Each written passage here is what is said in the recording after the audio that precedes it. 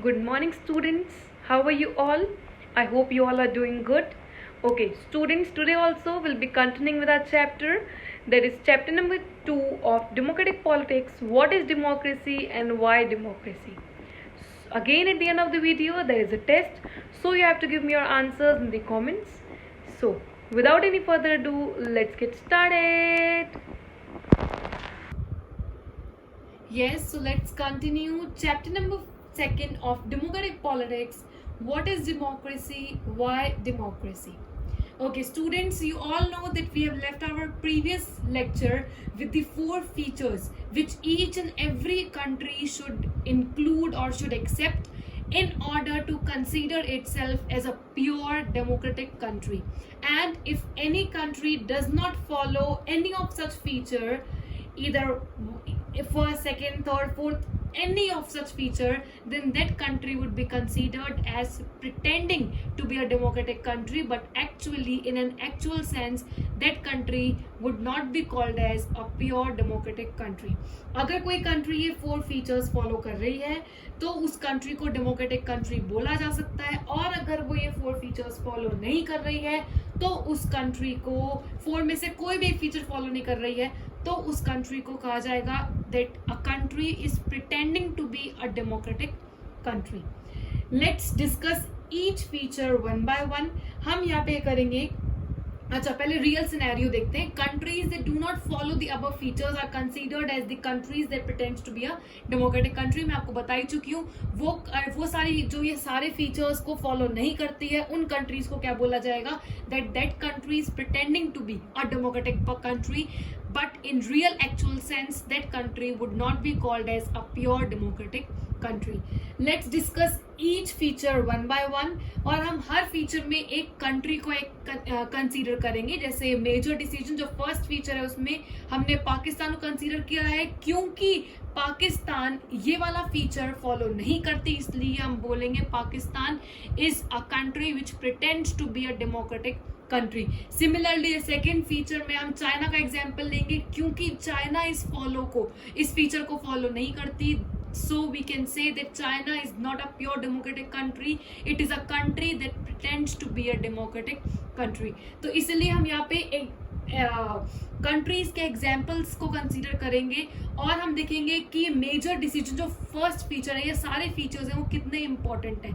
अगर इस फीचर को कोई कंट्री फॉलो नहीं करती है तो उसको क्या माना जाएगा, that the country is pretending to be a democratic country. समझ आ गया.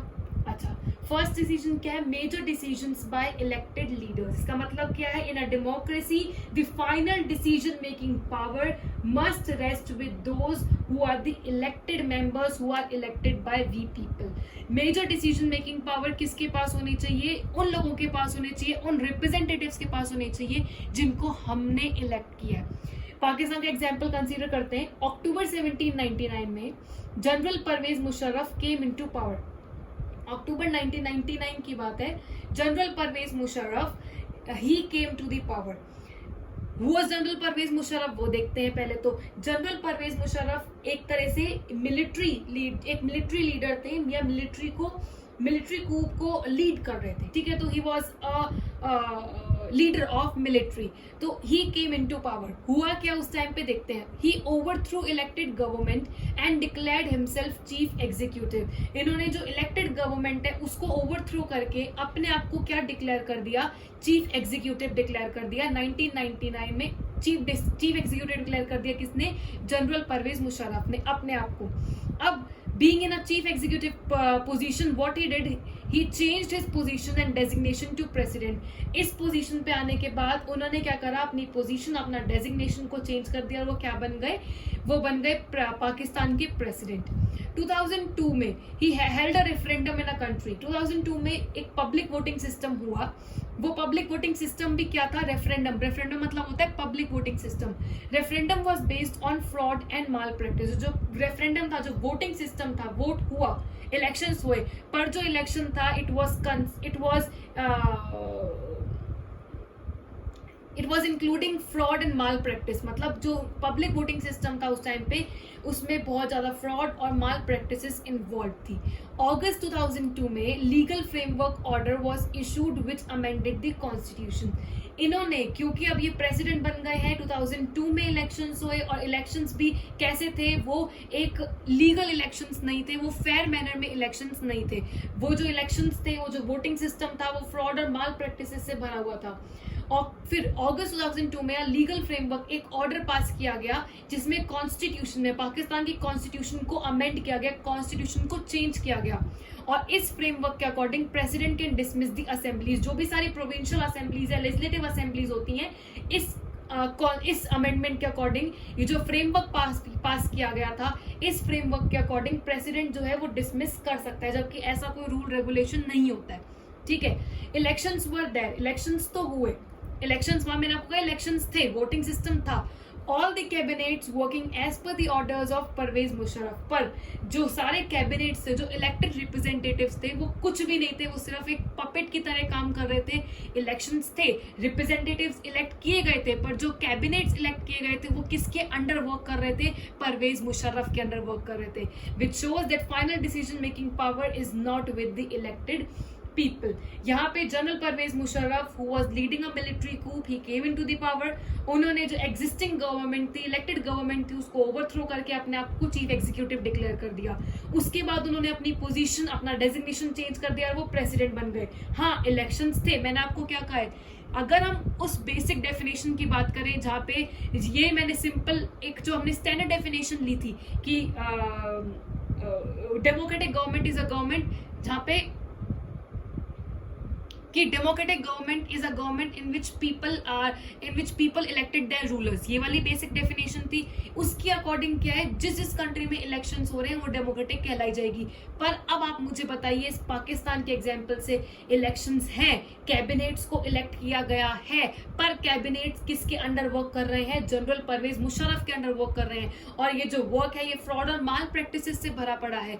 इसका मतलब क्या है कि फाइनल डिसीजन मेकिंग पावर जो किसके पास होनी चाहिए? इलेक्टेड मेंबर्स के पास होनी चाहिए, जबकि पाकिस्तान में इलेक्टेड मेंबर्स, इलेक्टेड कैबिनेट्स के पास नहीं है, विच शोज कि पाकिस्तान इस फीचर को फॉलो नहीं कर रहा है, and Pakistan is a country that pretends to be a democratic country. समझ आ गया? क्योंकि पाकिस्तान ये फीचर फॉलो नहीं करता, क्योंकि पाकिस्तान में जो इलेक्टेड रिप्रेजेंटेटिव्स हैं उनके पास कोई पावर नहीं है, जो इलेक्टेड कैबिनेट्स हैं वो सारे परवेज मुशर्रफ के पपेट बने पड़े हैं, परवेज मुशर्रफ के अंडर वर्क कर रहे हैं। इसलिए हम कह सकते हैं कि फाइनल डिसीजन मेकिंग पावर तो इलेक्टेड पीपल के पास है ही नहीं, और इलेक्टेड पीपल के पास फाइनल डिसीजन मेकिंग पावर नहीं है। मतलब फर्स्ट फीचर हम फॉलो नहीं कर रहा पाकिस्तान। इसका मतलब क्या है? Pakistan is a country that pretends to be a democratic country, but actually it is not a democratic country.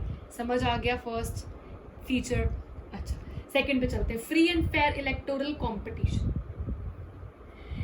इसमें हम दो कंट्री से एग्जांपल लेंगे, चाइना एंड मैक्सिको। चाइना की बात करते हैं, ठीक है। Free and fair electoral competition का मतलब क्या है? जो that a democracy must be based on free and fair election where those currently in power have a fair chance of losing. Free and fair election का मतलब क्या है कि जो इलेक्शंस होने चाहिए वो बिल्कुल फ्री और फेयर, वो फेयर और जस्टिफाइड मैनर में होने चाहिए, जिसमें अगर कोई, जैसे अभी इंडिया में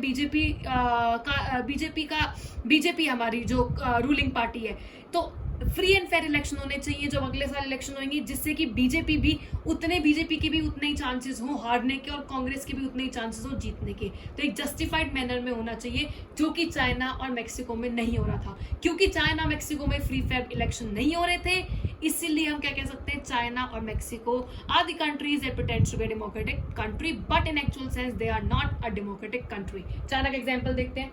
every 5 years elections are held. Elections होते थे, good. For electing country's parliament national people's congress. अच्छा, वहां पे एक कंट्री के पार्लियामेंट को इलेक्ट करता था, जहां पे मेन पार्टी जो अब भी रूल करती है वो है नेशनल पीपल्स कांग्रेस। इसी पार्टी के मेंबर्स बनते थे, जो भी खड़े होते थे। एनपीसी मतलब national people congress has the power to appoint president. NPC के पास ही पावर थी कि वो प्रेसिडेंट को अपॉइंट करे। एनपीसी में कितने मेंबर्स थे? National people's congress has 3000 members. Before contesting elections candidates needs approval. किसका अप्रूवल चाहिए होता था? कम्युनिस्ट पार्टी का। देखो 8 अलाइड पार्टीज जो सपोर्टेड पार्टीज है and Chinese communist party itself are contesting election. 2002-2003 का सिनेरियो है ये। 8 एलिड पार्टीज और चाइनीज कम्युनिस्ट पार्टी। इलेक्शन कौन कंटेस्ट करता था? ये इलेक्शन कंटेस्ट करते थे। दूसरी चीज, अगर कोई भी मेंबर खड़ा होगा तो वो किस पार्टी से खड़ा होगा? नेशनल पीपल्स कांग्रेस से खड़ा होगा। Government is always formed by communist party. Government हमेशा कहां से बन के आती थी? Communist party. Elections did not offer people with any choice, the only choice was communist party. देखो इलेक्शंस है पर लोगों के पास चॉइस ही नहीं छोड़ी है। यहाँ पे फ्री फेयर मैनर में इलेक्शंस है। यहाँ पे हमारा मन करे हम कांग्रेस को चूज करेंगे, हमारा मन करे हम बीजेपी को चूज करेंगे। जबकि चाइना में 2002-2003 के सिनेरियो में क्या होता था? पहली चीज तो जो कैंडिडेट्स होंगे वो भी कहां से खड़े होंगे? वो चाइनीज कम्युनिस्ट पार्टी से। वहां पे अब भी कम्युनिस्ट पार्टी ही रूल करती है, ध्यान रखना। चाइनीज कम्युनिस्ट पार्टी से ही इलेक्ट होंगे, वहीं से इलेक्शंस कॉन्टेस्ट होंगे। और हम लोगों के पास वी पीपल, जो चाइना के पीपल है, उनके पास कोई भी राइट नहीं है, उनके पास कोई भी चॉइस नहीं बची। उनको कहां से चूज करना है? कम्युनिस्ट पार्टी से ही एक मेंबर चूज करना है। मतलब ये फ्री फेयर कहां हुआ? ये तो ऐसा हो गया ना कि हमको कन्फाइंड कर दिया कि हमको इसी पार्टी से लीडर चूज करना है, हम कोई पार्टी से चूज कर नहीं सकते, हमारे पास कोई चॉइस नहीं बची। इसका मतलब क्या है? चाइना में फ्री फेयर इलेक्शंस नहीं हो रहे हैं, लोगों के पास चॉइस ही नहीं है, सिर्फ एक पार्टी है, इसी का मेंबर बनेगा। क्या करें हम खड़े नहीं कर सकते, हम किसी और कोई और पार्टी ही नहीं है, सिर्फ इसी पार्टी में से लीडर चूज होएगा। तो इसका मतलब क्या? इलेक्शंस क्या है? वो जस्ट तो है ही नहीं, वो फेयर तो है ही नहीं। इसीलिए क्योंकि चाइना में फ्री फेयर इलेक्शन नहीं है, इसीलिए चाइना क्या कहलाती है? A country that pretends to be a democratic country. Mexico की बात करते हैं। Elections takes place in every 6 years।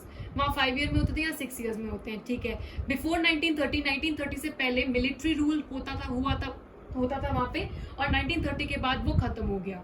Till 2000 all the elections are won by PRI। PRI का मतलब क्या है? Institutional revolutionary party of Mexico. 1930 से 2000 तक सिर्फ एक ही पार्टी जीतती थी। कौन सी पार्टी थी? Institutional revolutionary party. अब मेक्सिको और चाइना में एक डिफरेंस है। डिफरेंस क्या है? चाइना में तो हमारे को सिर्फ एक कम्युनिस्ट पार्टी है, उसी में से हमको चूज करना है। मेक्सिको में पार्टीज थी, मेक्सिको में अदर पार्टीज भी थी। यही नहीं कि सिर्फ PRI जीत रही है, इतने सालों से तो सिर्फ PRI ही है, नहीं, PRI के अलावा और भी पार्टीज थी। पर जो PRI था, ये जो इंस्टीट्यूशनल रेवोल्यूशनरी पार्टी थी, ये करती थी, डर्टी ट्रिक्स यूज में लेती थी, ये फ्रॉड, ये माल प्रैक्टिसेस के थ्रू जीतती थी। PRI uses many dirty tricks to win. Oppositions were there but never had a chance to win. Oppositions थे, वहाँ पे other parties भी थी, choice है हमारे पास, पर PRI ही जीतती थी। क्यों? क्योंकि PRI जो है वो डर्टी ट्रिक्स, वो फ्रॉड, वो ऐसी माल प्रैक्टिसेस यूज में लेती थी, जिस वजह से जो ऑपोजिशंस है उनकी कोई सुनता ही नहीं था। मीडिया भी ऑपोजिशंस को बिल्कुल भी सपोर्ट नहीं करती थी। होता क्या था वहां पे? देखते हैं। People were given money for campaigning के लिए, कि इसकी PRI को जितना ज्यादा हो सके प्रमोट करो। कैंपेनिंग के लिए लोगों को भर भर के पैसा दिया जाता था। Teachers forced parents to vote for PRI। Teachers, जो गवर्नमेंट टीचर्स थे, उनको भी फोर्स करना पड़ता था कि आप जो पेरेंट टीचर मीटिंग में जैसे जो पेरेंट्स आते हैं कि आप PRI को ही वोट करो। अब देखो, अगर हम ऐसी फ्रॉड और माल प्रैक्टिसेस में इन्वॉल्व होंगे तो ना चाहकर भी हमको क्या करना पड़ेगा? इतनी चॉइसेस होने के बाद भी हमको PRI को ही चूज करना पड़ेगा। Polling booth were shifted from one place to another. और भी डिफिकल्टीज आती थी।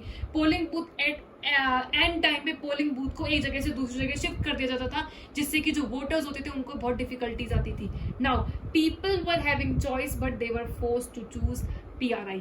चाइना के केस में चॉइस ही नहीं थी, कम्युनिस्ट पार्टी है, वहीं से चूज करना है। मेक्सिको में वी आर हैविंग चॉइस, पर PRI ऐसी डर्टी ट्रिक्स अपनाता था, जिस वजह से we are left with no other option but to choose PRI। Choice है, पर इतने सारे माल प्रैक्टिसेस और डर्टी ट्रिक्स की वजह से हमको इंस्टीट्यूशनल रेवोल्यूशनरी पार्टी को ही चूज करना पड़ता था, जो ये शो करता है कि मेक्सिको में भी free and fair electoral competition नहीं है, जिस वजह से हम कह सकते हैं Mexico is a country that pretends to be a democratic country but actually it is not a democratic country. समझ आ गया? चलो थर्ड पे करते हैं। थर्ड वाला फीचर क्या है? 1 person 1 vote and 1 value। 1 person इसका मतलब क्या है? each and every adult citizen must have one vote and each vote must have one value. एक इंसान के पास एक वोट होगा, हर वोट की एक वैल्यू होगी. अब क्योंकि ये तीन जो ये रीजन्स हैं, जो तीन कंट्रीज हैं, ये फॉलो नहीं करती फीचर, इसीलिए इनको क्या कहा गया है, country that pretends to be a democratic country but actually they are not a democratic country. Saudi Arabia में women do not have right to vote. women के पास right to vote है ही नहीं. women के पास right to vote नहीं था. हमारा concept क्या है, 1 person 1 vote 1 value, हर एक में लेके चलते हैं. सऊदी अरेबिया में women, all the women are not having right to vote. इसका मतलब क्या है, 1 vote तो है, 1 value है, पर वो 1 person तो गायब हो गया ना, women है ही नहीं. तो इसमें 1 person 1 vote 1 value में 1 vote है, 1 value है, पर 1 person नहीं है. इसीलिए Saudi Arabia is a country that pretends to be a democratic country, क्योंकि ये थर्ड फीचर हमारा फॉलो नहीं कर रही है. एस्टोनिया में Russian minorities do not have voting rights. Russian minorities के पास वोटिंग राइट नहीं थी. 1 person है, 1 value है, पर 1 vote नहीं है. Therefore we can say that Estonia is not following this particular feature and it is pretending to be a country that is a democratic country. ठीक है. फीजी की बात करें, value of vote by indigenous Fiji is more than that of Indian Fiji. Indigenous Fijians की vote की जो value थी वो ज्यादा थी as compared to the Indian Fijians. 1 person है, 1 vote है, but what about 1 value? 1 value नहीं है. Therefore we can say this particular region, Fiji, is not following this particular feature, 1 person 1 vote 1 value. इसीलिए इनको क्या कहा जाएगा, countries that pretend to be a democratic country. समझ आ गया? This is the third feature, 1 person 1 vote and 1 value. आज हमने सिर्फ 3 फीचर्स ही पढ़े हैं. फर्स्ट फीचर क्या है कि final decision making power lies with those who are the elected representatives. Pakistan में ये नहीं हो रहा है. दूसरा क्या है, free and fair electoral competition. Mexico China में ये नहीं हो रहा है. थर्ड क्या है, 1 person should have 1 vote and each vote should have 1 value. Saudi Arabia, Estonia, Fiji में ये नहीं हो रहा है. इसलिए हम कह सकते हैं these are the countries that pretend to be a democratic country but they are actually not democratic country. That's it. This is the test. Name the countries that pretend to be a democratic country. Tell me those countries that pretend to be a democratic country because they are not following either of one feature, 1, 2 or any of those 4 features. That's it for today. I hope you understood everything, and if you have any doubts or queries, feel free to ask me. Thank you and bye bye.